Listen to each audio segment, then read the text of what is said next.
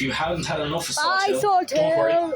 Your ticket is a 48-hour ticket, and we have 10 tours to Salthill from Air Square daily. Bye, You might be thinking that Love the city ya. is so rich in culture and history and all-around crack, there'll be a few interesting characters hailing from these parts, and you'd be right.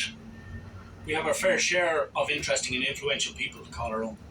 Now, if you've taken a stroll through Ayr Square and JFK Memorial Park, you've probably met one of Galway's most loved characters. You might have even sat on his knee. Pádraig O'Conor, or Patrick O'Connor, who's a statue that sits in the centre of Ayr Square. Pádraig grew up in Rossmuck in Connemara, speaking our native tongue, and as a young man headed for London in search of work, becoming a civil servant, marrying and having a family.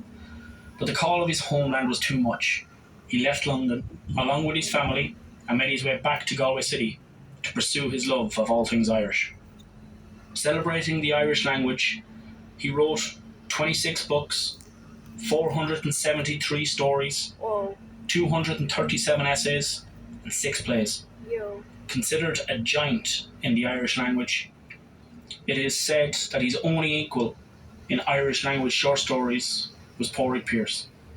And although Pádraig O'Conor was the same age as James Joyce, the two were never really compared, as it was considered that Pádraig was the voice of the working class Irishman and a voice of the West.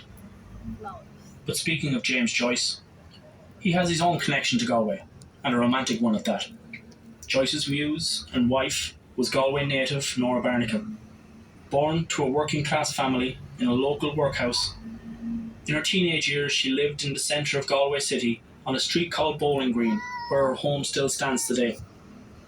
Her relationship with Joyce provided them with much inspiration, with their first romantic liaison happening on the 16th of June 1904.